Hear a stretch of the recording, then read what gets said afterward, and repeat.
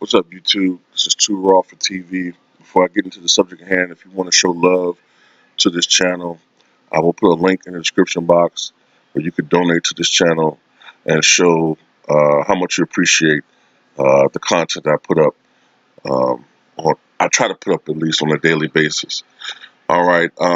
Last night was a must-win, of course, for the Portland Trailblazers. Let me first say, man, I said this before and I'll say it again. This has been a tremendous playoff so far. Um, Overall, like the last couple of years, I thought there were a lot of mismatches. I often talked about the lack of parity in the NBA, and as a result of that, there was a lot of blowouts. One of my subscribers pointed out to the 2017 postseason. He mentioned the year that Isaiah Thomas averaged 29 points per game. I do remember that year was a lot of blowouts. I do. It was a lot of it was like so many blowouts to the point where it's like, people stop tuning in. Unless you're rooting for the team that's winning by 30 points, you kind of stop watching because it's like, okay, I don't want to see any more of this. But even last year, there were a lot of blowouts. This year, yeah, you have your blowouts from time to time, but it's not like from end to end. Oh, teams are getting their ass whooped. For the most part, you're seeing more and more competitive series. And this series I'm right here talking about now, we saw the first quadruple overtime playoff game in 66 years. You know what I'm saying? This is the type of basketball that basketball NBA fans want to see. All right. And but let me talk about this. This was a must-win game for the Portland Trailblazers. If they didn't win, their series was over. Their season was over. And they came up big collectively. They won by the final score of 119 to 108 to even their series at 3 games apiece. And for the Portland Trailblazers, finally, Damian Lillard was able to break out of that long shooting slump that he's been in for the most part in this series after game one, and he scored 32 points. Now, there's been games he's put up points, but he's had to take a lot of shots to get those points. In this game, he had 32 points on just 23 shots. That's a very good efficiency. He made 11 of his shots, hit 6 out of 13 from downtown. Aminu, had 7 points on 2 of 4 from downtown. Rodney Hood was 3 of 4 from downtown. In fact, Rodney Hood had probably his best game of the playoffs. He had 25 points on 8 of 12 shooting.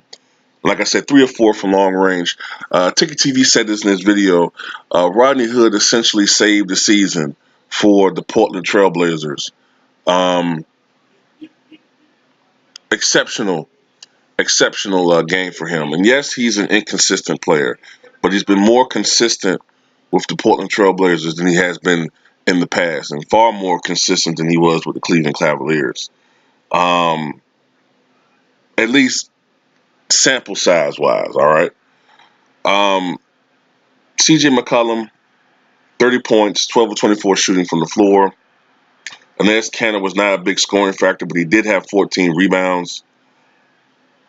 And essentially, it was the outside shooting parade that sparked this victory. The Denver Nuggets could not contain the Portland outside threat, and Portland made 15 out of 33 three-pointers, and that's a tremendous efficiency rating. I don't know, I can't quite figure out the percentage, but there has to be somewhere around 45% efficiency. That's remarkable, and for the most part, if a team is shooting that well from downtown, then you can't beat that team. Um, for the Denver Nuggets, they were led by, of course, Nikola Jokic, who is cementing his own legacy. Um, this is why I always say the playoffs is what determines who is the best. The regular season means something. Yes, it does. It means a lot. All right. But it's the playoffs. When you get there, it's the playoffs that separates the regular players from the good players from the great players from the legends. That's where all the marvels are made. And this is why, right now, even though this is just his second season, third season, Nikola Jokic, right now he has a case for being the best overall center in the NBA. Now, when people start saying, "Oh, he's the next Larry Bird," or "He's better than this guy," or "Better than Sabonis," then you're kind of you're going overboard with it. But Jokic, 29 points, 12 rebounds, 8 assists, 10 of 15 shooting from the floor, 2 or 3 from three-point range. So he came close to getting his fifth triple-double of the season, which would have tied him with Magic Johnson for the most triple-doubles in a initial playoff run. But nobody accuses him of chasing numbers, chasing stats. I wonder why that is the case, though. But anyway, not I'm saying he is, but I know a certain person. Everyone claims that he's chasing numbers. Um, Gary Harris had 15 points for the Denver Nuggets. Jamal Murray had 24 points, 10 rebounds, and dished out 5 assists. It was 3 of 6 from three-point range, but he only was 7 of 20 overall, which means that outside of three-pointers, he was only 4 of 14 from the floor. Torrey Craig had 10 points and 4 rebounds. Willie Burton had 7 points for the Denver Nuggets off of the bench. Beasley was an absolute no-show. Only 2 points, apparently 2 free throws, but it was only 0 of 8 from the field and 0 of 4 from three-point range.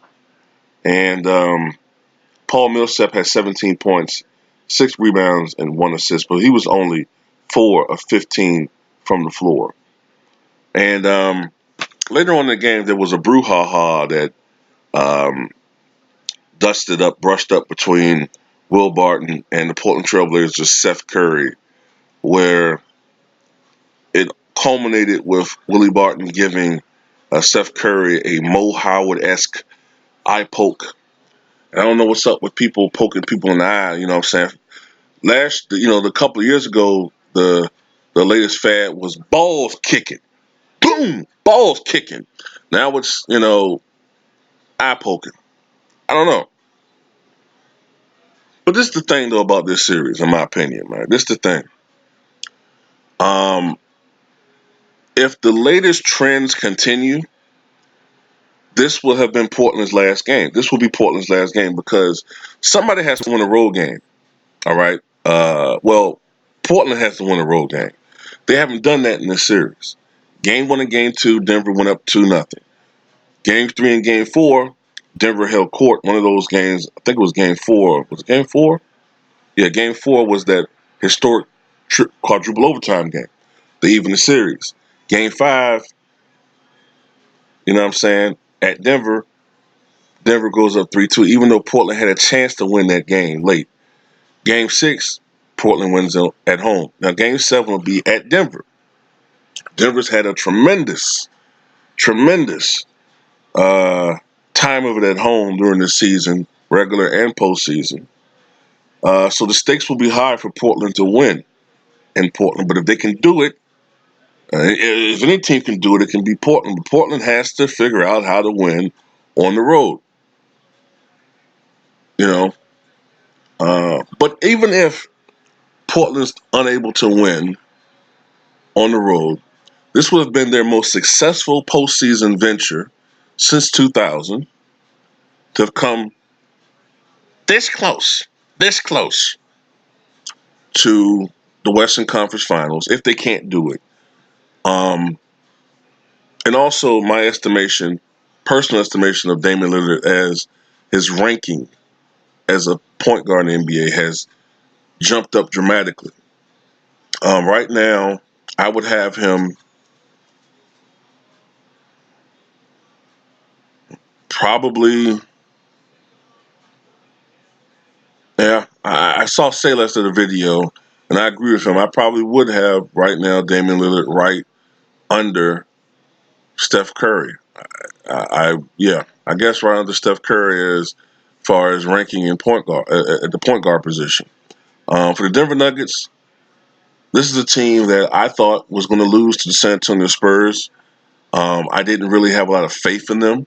I thought they looked uneven at times during the regular season, particularly like after the All-Star break. But I think this team is playing better. They're getting more confident in themselves. Um, and if they are able to advance to the conference finals, this will have been the first time since what, 2009 was it? When they played the Lakers in the conference finals, I think, when Carmelo was there. I think that's the last time they've been to the conference finals. So we'll see.